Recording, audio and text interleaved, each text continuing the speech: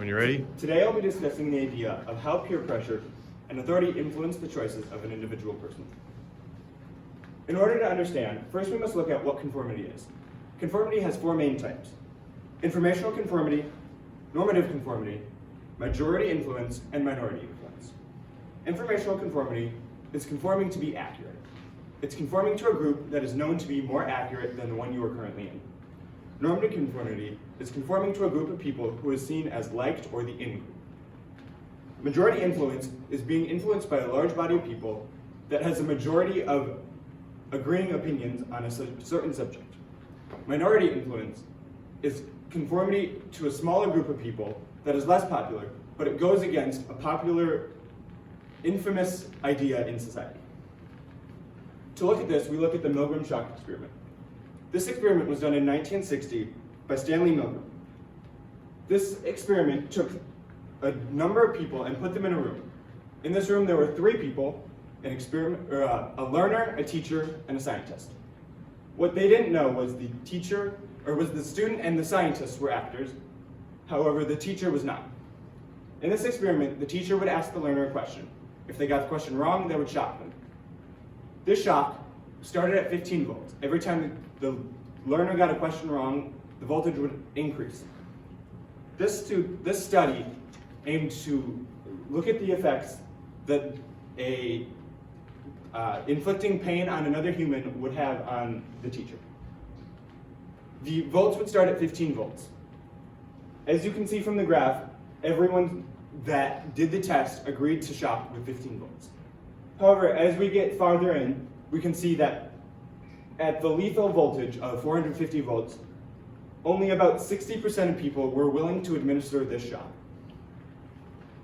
This shows the idea that while people are willing to conform to a higher power when told to do something that they may not want to do, that inflicts harm on another person, many people are still willing to do so if they're being pressured into doing it or being told that they have to. Now to look at why conformity is so effective. Kastenstein, in his book, Conformity, Conformity, the Power of Social Influence, he writes 3 main reasons why conformity is so effective. Firstly, confidence equals influence. Those who are confident and know what they're talking about have a higher influence in society than those who do not. Secondly, people are extremely vulnerable to a unanimous decision. If a large group of people all agree on a certain subject, that large group of people is likely to influence someone into thinking how they think. Third, if someone is from a group or a group of people is someone we do not trust, we do not conform to them. If someone, however, is from a group that we do trust or is someone that we trust, we are more likely to conform to them, as we see them as trustworthy and likable people. Next, we look at the negative effects of conforming. In an experiment done in Colorado, it took a number of people from 2 different cities, Boulder and Colorado Springs. It is important to note that the people from Boulder are likely to be left-leaning in their voting patterns. However, the people from Colorado Springs are likely to be right-leaning in what they are voting for. In this experiment, prior to the experiment, the people would be surveyed based on their view on 3 controversial topics: climate change, affirmative action, and same-sex unions. After they gave their opinion anonymously, they were then put in groups of 5 or 6 people with people from the same city. They were asked to discuss these topics, as I mentioned previously. After that, they would have to come up with a group decision on what they thought about the topic. After the group deliberation, they were once again anonymously surveyed. What the experiment found was that the people after the group deliberation had become more polarized in their views. The people from Boulder became even more left in their view of the topic, and people from Colorado Springs became even more right view on their topic. This emphasizes the idea that conformity can lead to polarization, as when a group of people with the same views come together, it is likely that they are not going to discuss the other side, as they all have the idea that theirs is correct and they're not going to bring up the other side. This can lead to the polarization of not only political viewpoints, but many other viewpoints in society. Now we must look at conformity in modern society. First, we turn to the ultra-fast fashion article. In this article, they talk about the idea of how influencers can influence a group of people into liking a certain type of thing. In this case, it was fashion. Fashion plays a huge role in society today. If you are wearing a certain type of clothes, you can be seen as someone who is cool or trustworthy.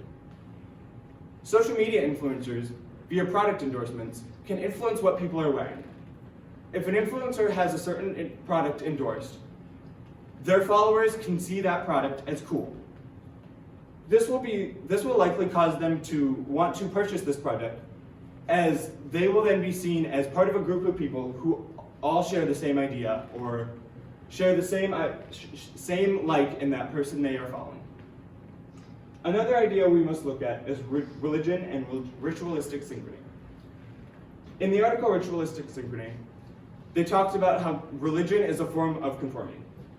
In religion, oftentimes you are conforming and becoming part of a larger group of people who celebrate one thing and follow certain actions.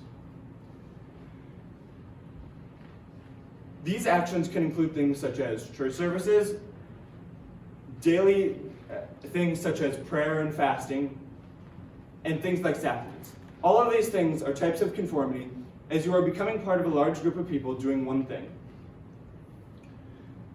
This, however, is not necessarily bad. When we look at what religion has done for society, we can look at many famous scientists, such as George Lemaitre. George Lemaitre was the scientist who was famous for discovering the idea of the Big Bang Theory. What many people do not know, however, is that he was a Catholic priest. We can also look at Gregor Mendel. He was a monk living in a monastery, discovering the idea of genetics on pea pods. Both of these famous